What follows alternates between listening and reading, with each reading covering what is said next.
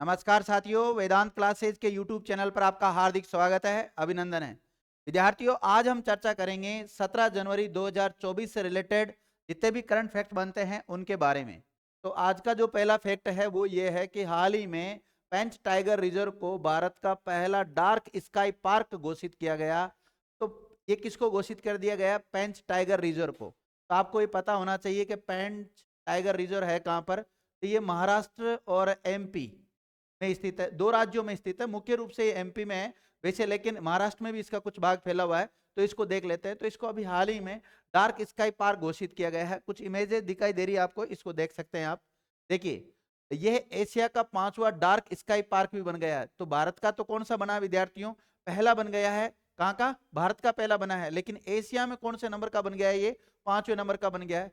तारों को देखने के अनुभव को बढ़ाने के लिए इस रिजर्व ने बागोली के पास एक रात्रि वेधशाला यानी कि नाइट ऑब्जर्वेटरी की स्थापित किया गया है। इस रिजर्व में MP में सिवनी और छिंदवाड़ा जिलों में सतपुड़ा पहाड़ियों के दक्षिण छोर पर स्थित और महाराष्ट्र में नागपुर जिले में भी ये फैला हुआ है। तो कौन कौन सा? एक तो MP में फैला हुआ है और महाराष्ट्र में ये फैला हुआ है। इसके अलावा अगर बात करें विद्यार्थियों, इसका नाम पेंच नदी के नाम पर पड़ा है। जो पेंच टाइगर रिजर्व है तो इसका नाम, ये जो पेंच रखा गया है, यहाँ पर एक नदी बहती है, उस नदी पर, नदी के नाम पर ही इस रिजर्व का नाम पेंच पड़ा है।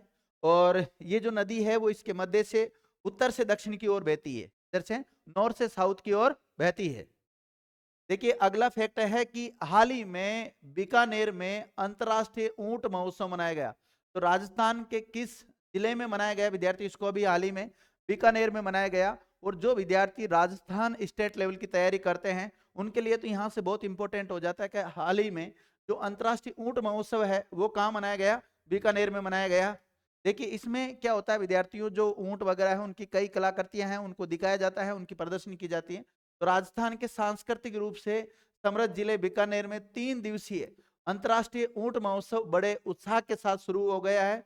और स्थानीय लोक कलाकारों ने रंगोली, मेहंदी, ड्राइंग प्रतियोगिता में अपनी कलात्मक प्रतिभा को भी प्रदर्शन इसमें किया है। प्रसिद्ध हेरिटेज वॉक रामपुरिया हवेली से शुरू होकर राव बीकाजी की टेकरी पर समाप्त हुई।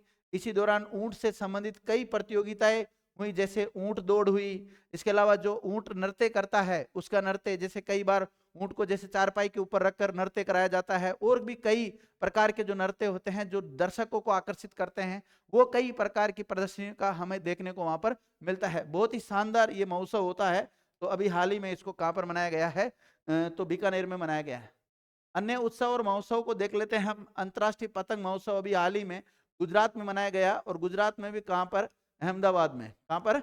अहमदाबाद में मनाया गया। इसी प्रकार अंतर्राष्ट्रीय गीता महोत्सव हरियाणा में मनाया गया विद्यार्थियों, हरियाणा के कुरुक्षेत्र में। कहाँ पर? कुरुक्षेत्र में ये मनाया गया था। इसके अलावा अंतर्राष्ट्रीय पर्पल महोत्सव गोवा में आयोजित हुआ। जल इतिहास उत्सव कहाँ पर मनाया गया? तो ये नई दिल्ली में मनाया गया। और मेरा होचोंगबा महोत्सव जो मणिपुर में मनाया गया था। इसी प्रकार भारतीय सैन्य विरासत महोत्सव कहाँ मनाया गया? तो दिल्ली में। और जास्कर महोत्सव कहाँ मनाया गया? लद्दाख में मनाया गया। तो ये कुछ महोत्सव थे इंपोर्टेंट जो अभी हाल ही में मनाए गए, इनको हमने रिकॉल कर लिया क्योंकि यहाँ से कई बार प्रश्न बन जाता है। और माना कि सुमेलित कर लें, एक तरफ इन महोत्सवों का नाम दे दें, एक तरफ इनका आयोजन कहाँ पर किया गया, वहां से भी प्रश्न बन सकता है। आगे देखते हैं। ये विद्यार्थी रिपीट हो गया प्रश्न। आगे है अगला, देखिएगा। हाल ही में MJ अकबर के द्वारा गांधी ए लाइफ इन 3 कैंपेन्स नामक पुस्तक का अनावरण किया गया। तो गांधी ए लाइफ इन 3 कैंपेन्स नामक जो पुस्तक है, ये है किसकी विद्यार्थियों? MJ अकबर की है, और इन्हीं के द्वारा इसका अनावरण किया गया है। ये इसके जो लेखक MJ अकबर और K नटवर सिंह जी है। तो इसके राइटर के नाम, ऑथर का नाम याद रखना। ये पुस्तक महात्मा गांधी के जीवन और संघर्षों पर प्रकाश डालती है। विशेष रूप से उनके नेतृत्व वाले जो 3 महत्वपूर्ण जन अभियान हुए थे उनके ऊपर ये केंद्रित है। और वो कौन कौन से? जैसे असहयोग आंदोलन, नमक सत्याग्रह आंदोलन और भारत छोड़ो आंदोलन, उनके ऊपर मुख्य रूप से प्रकाश डालती है। असहयोग आंदोलन कब हुआ था? तो ये 1920 में किया गया था। और नमक सत्याग्रह 1930 में हुआ। और भारत छोड़ो आंदोलन कब हुआ था? 1942 में हुआ था। 1942 में। कब हुआ था? 1942 में हुआ था। इस समय गांधी जी ने एक नारा भी दिया था, करो या मरो का नारा दिया था विद्यार्थियों। तो करो या मरो का नारा महात्मा गांधी जी के द्वारा कब दिया गया? भारत छोड़ो आंदोलन के द्वारा उस दौरान दिया गया था। इसके अलावा हाल ही में केरल राज्य सरकार ने एंटीबायोटिक दवाओं के दुरुपयोग को कंट्रोल करने के लिए ऑपरेशन अमृत शुरू किया है। तो कौन सा ऑपरेशन शुरू किया विद्यार्थियों? तो ऑपरेशन अमृत। ये याद रखना, ध्यान रखना। इसको क्यों शुरू किया गया है, कौन सी सरकार के द्वारा शुरू किया गया है? तो इसको केरल राज्य सरकार के द्वारा शुरू किया गया है। जो एंटीबायोटिक दवाएं हैं उनका दुरुपयोग रोकने के लिए। कुछ जानते हैं इसके बारे में। ऑपरेशन अमृत, इसको विद्यार्थियों AMRITH नाम से पुकारते हैं, यानी कि anti microbial resistance intervention for total health. इसका पूरा नाम भी पता होना चाहिए। इस पहल के तहत लोग बिना प्रिस्क्रिप्शन के एंटीबायोटिक बेचने वाली फार्मेसियों की जानकारी औषधि नियंत्रण विभाग को भी दे सकते हैं। फार्मेसियों को अपने द्वारा बेची जाने वाली एंटीबायोटिक दवाओं का सही वितरण रखना होगा, मतलब इस फेयर काम हो सके, इसलिए अभी हाल ही में केरल सरकार के द्वारा ये शुरू किया गया है। आपने देखा होगा ज्यादातर जो महामारी वगैरह है वो कहाँ से फैलती है? केरल से फैलती है। उसके पीछे क्या कारण हो सकता है? उसके पीछे बहुत सारे कारण हैं।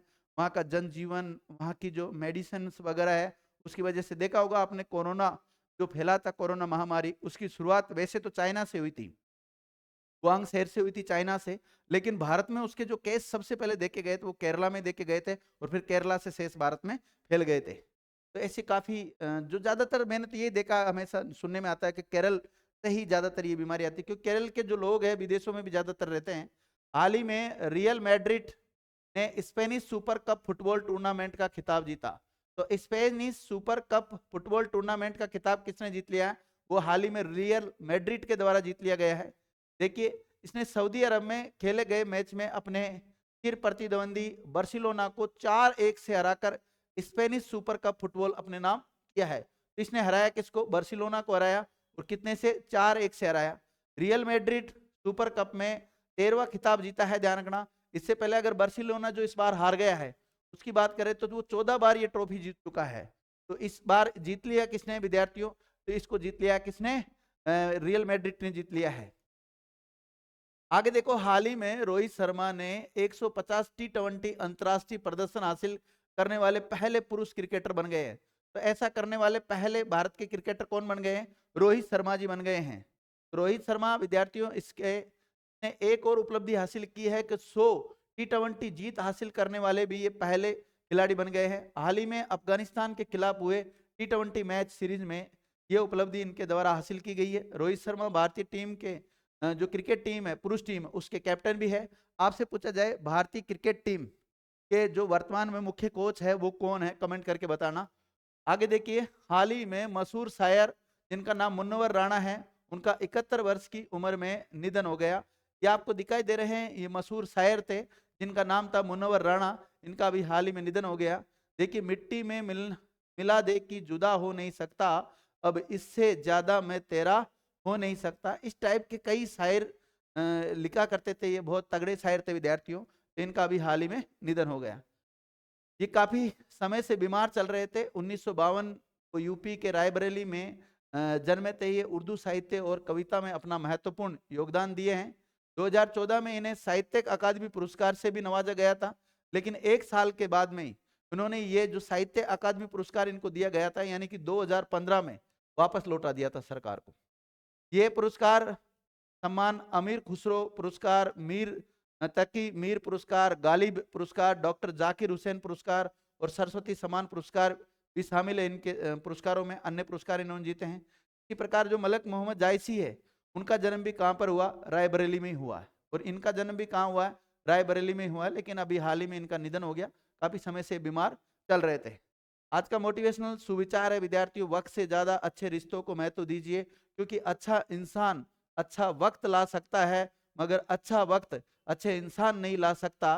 तो इसी मोटिवेशनल कोड के साथ आज की क्लास हमारी ऑफ करते हैं। आज विद्यार्थियों कंटेंट कम थे, तो इन्हीं कंटेंट के साथ कल ज्यादा कंटेंट आएंगे तो ज्यादा चर्चा करेंगे। तो आज की क्लास यहीं ऑफ होती है। थैंक यू मित्रों, आपने हमारा वीडियो देखा उसके